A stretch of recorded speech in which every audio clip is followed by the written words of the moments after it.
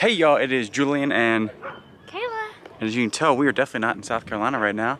We're out here at Grandfather Mountain and we're on our honeymoon, but we're also gonna go thrifting. We'll take y'all along on that. Again, remember, if you are not subscribed, give me a comment down below, like the video, and after we get off this mountain, we're gonna hit a couple thrift stores. One small item. What is that? Oh, that's pretty cool. That is pretty cool. $50.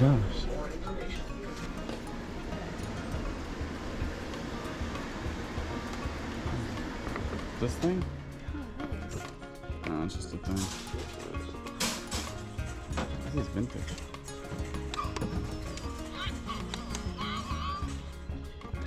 Caddy cribs.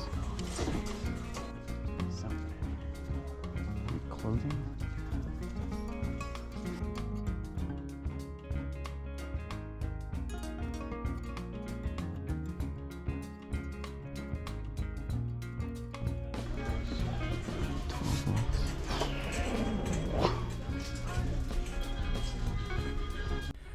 Alright, so it's one of our first stops in Boone, and it is going to be a Goodwill, and the electronics actually weren't that bad. They had a couple combo units. One was like a Panasonic and one was like a Polaroid, I think.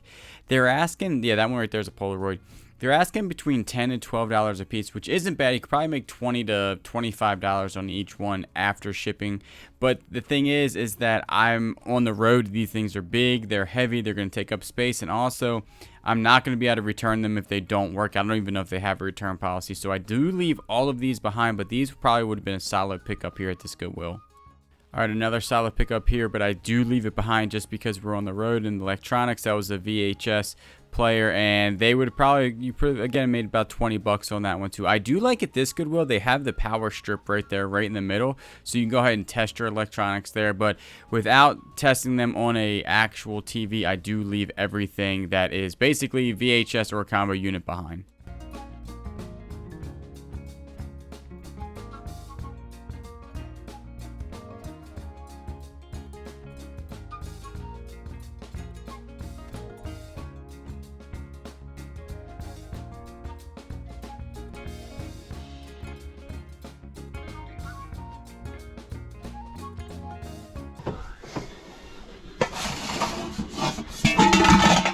Alright, so big time pro tip here that actually somebody commented on one of my videos, because I do this more than once, is if you're going to pick something up with a lid, just take the lid off first, because 100% of the time when you flip it over, the lid is going to go ahead and fall off. So pro tip, take the lid off before you check what's underneath of it. Toolbox. And she went back in. I think it's a Craftsman. Really? Is it red? No, it's like silver. Dang, these are some nice Florstein boots right here. These are nice ones. How much are Boots are $4.99. They're brand new. Look, they're brand new. They just been. Price on the bottom. It just says it's blue. Alright, as I'm looking at these Uggs, I see the Goodwill employee. He just brought a really good cart full of amazing shoes, and for the next like 5 minutes, I basically just stalk him and pick up everything he puts back.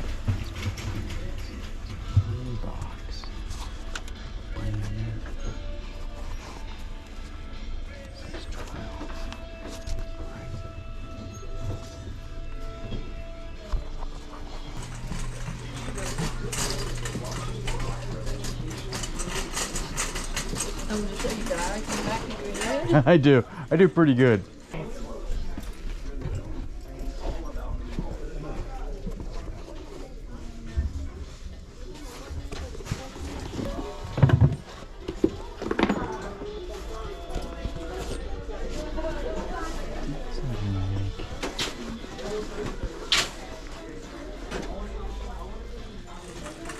Not a lot, no.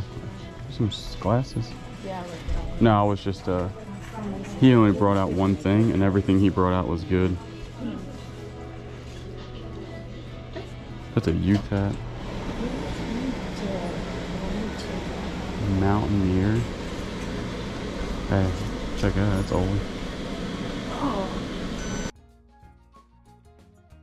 So after we got those killer shoes at the thrift store, we're like, well, let's go to one more thrift store. Right there is a Casio keyboard, the CTK 511. They're asking $45 for that thing, and online it actually only goes for $30. I do pick up a Callaway 3-wood here for, they only charged me $2 for it. It says the drivers are $3, but they only charged me $2 for that one. And this Goodwill is actually one of the most expensive ones that we found in the area, but I was definitely happy to find at least one golf club. Yeah, definitely put those in the cart. I think they're pretty good, Tommy Bahama. I haven't looked them up. Yeah, I can look them up. Oh, it's got a big dent in it.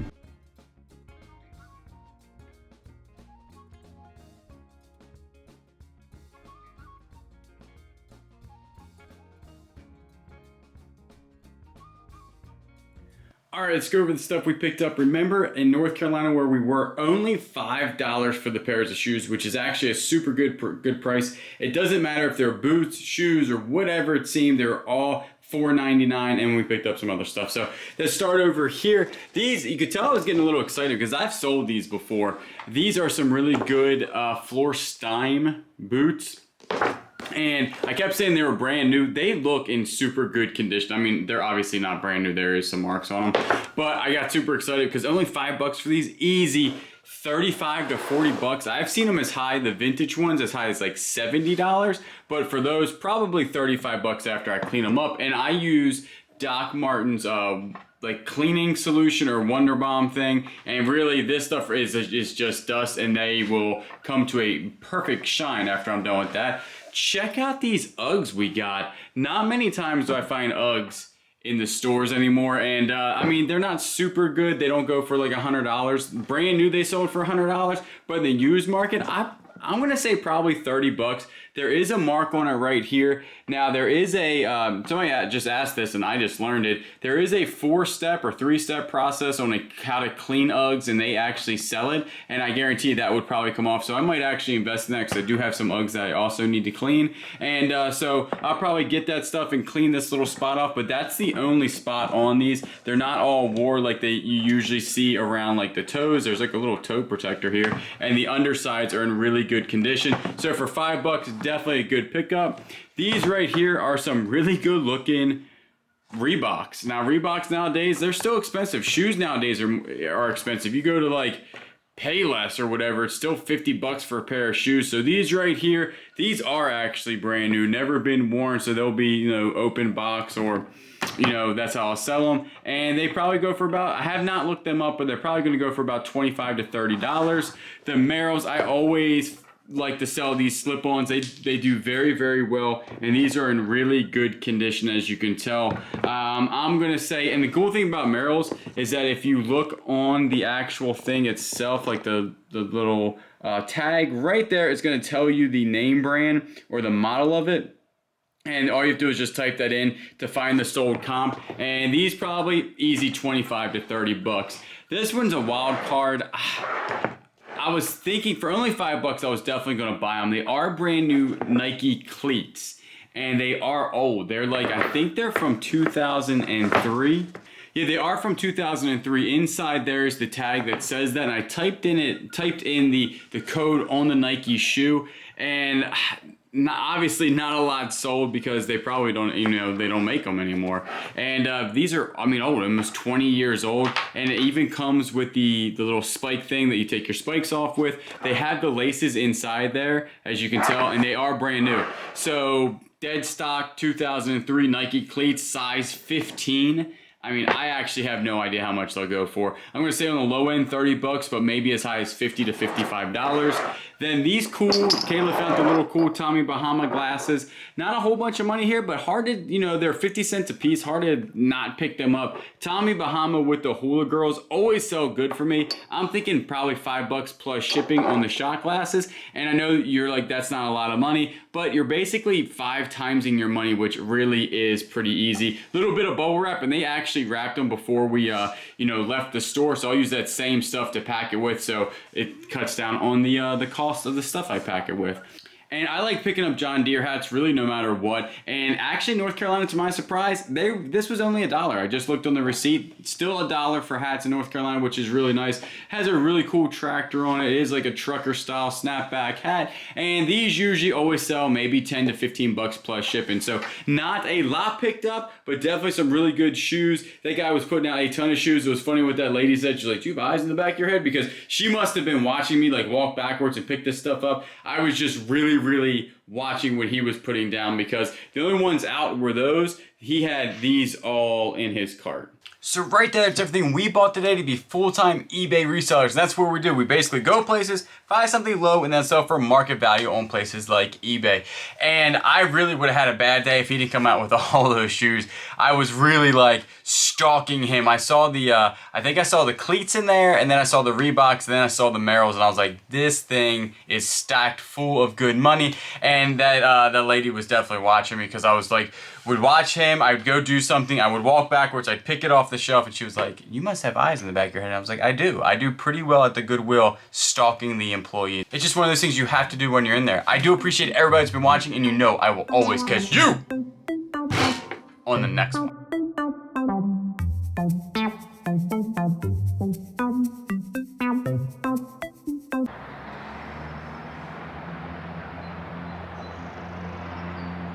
Alright, so this is actually our second spot that you just saw. It's really nice. Got like a little lake and everything here. And this is not where we were supposed to spend our honeymoon. We had booked something on Airbnb. When we got there, the place was infested with ladybugs, which is kind of crazy to have like an infestation of ladybugs. I looked it up, kind of common, but they come in like such big amounts. And when we got there, Kayla was so sweet. She was like, "Oh, ladybugs are good luck, blah, blah, blah." There's like hundreds and hundreds of them.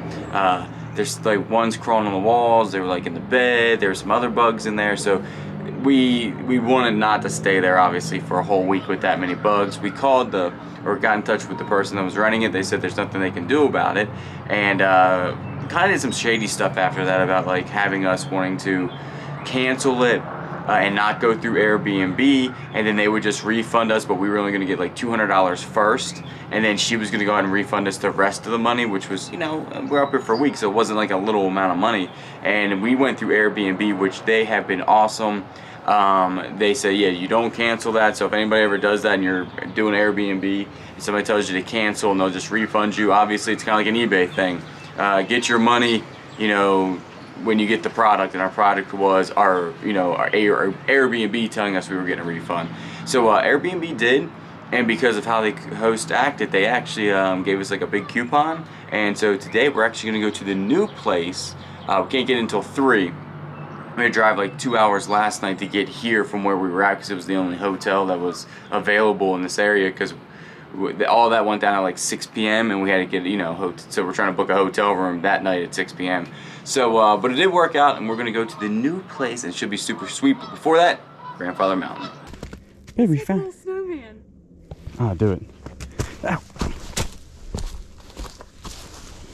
Here, I'll make the bottom. You make the middle. It's turning into ice. Okay, that's good. That's his arms.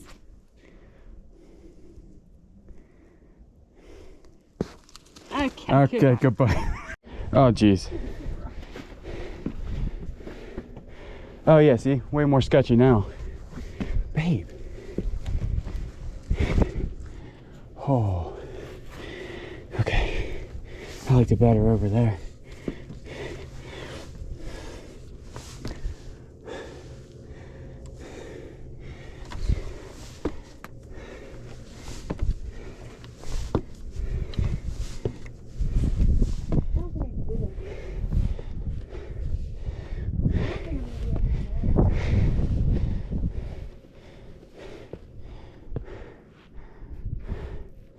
You want to call it?